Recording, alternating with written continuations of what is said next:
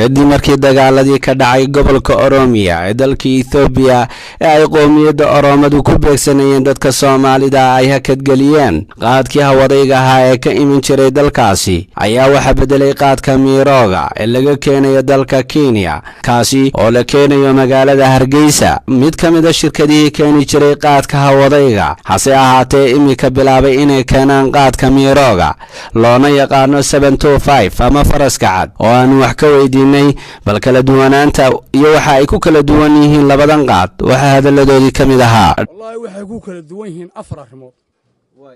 halkan waxa la noo keeni jiray 2000 oo 10,000 oo gaari oo qashina subaxa qashin noqda shay waltaanay qaadin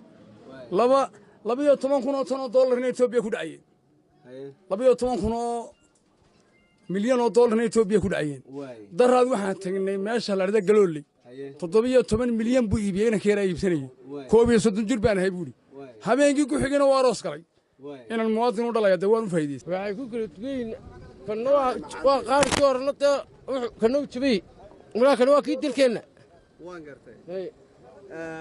keeba saameyn badan baad isleedahay adigu keeba wanaagsan labada qaad taamiga ka dilkeena wanaagsan kana macaan dilkeena kii hore waxa la oran jiray sun baa ku jirta ma sidoo kale kanina markaa ما كان ما سنت بجت كانوا عادي وعادي wuu ka maran yahay sun سنت ka maran kan kani markaa ma wadanigii ma soo miiroogi waa wadanigii dalka kale wadanigii dalka baxay keena kun waa hawday magacaygu waxa weeyaan maxamed axmed cali nuur oo ku magac dheer muruq una shaqeeyo shirkadda qaadka ee faraska 725 qaadka horena ima jiray waa tii shaqaaqadu dhacday ee xasuuq badan nagu dhacay iyadoo taasi jirto dadkeenna la laayay oo lacagteena noqotay inagii la nagu birayo waanu ka diga roganay si lacagteenu Oromadu ay naga qaasay nagu laysay aan dal kala qaad ugu doono madii waxaan u keenay qaadka mirooga ah in suntan lahayn lacagteenina airport kale nagu keenayo iyadoo qaadka lagu sidaday oo abaanan naga joogin dhanka kale dadkii isticmaali jiray qaadka hawadayga hase ahaatee haatan bilaabay inay cunaan qaadka mirooga oo iyagana aan weydiinay balka waxa ay ku kala duwan yihiin waxa hadaladoodii kamid ahaa sida tan ku taamilo qaadano oo inagu midhaha la soo baxno haddii qaadka aynu dadkeennu aad ay u jecel yihiin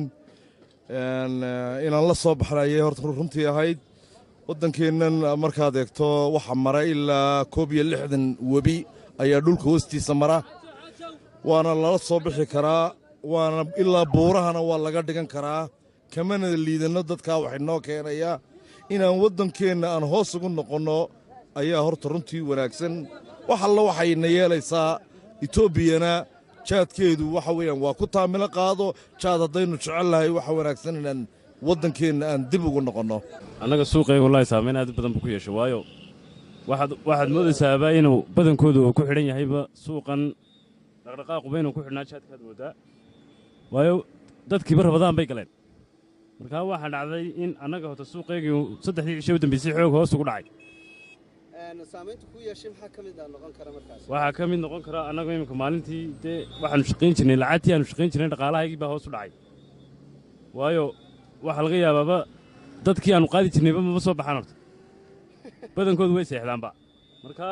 saameyn aad u badan buu yeeshay wallaahi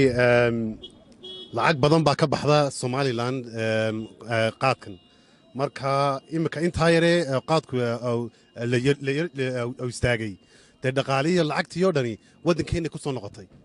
marka wallaahi anigu waan ka soo horjeedaa qaadkanba sideedaba Khadar Abdirasaaq Maxamed Kalsan TV Hargeysa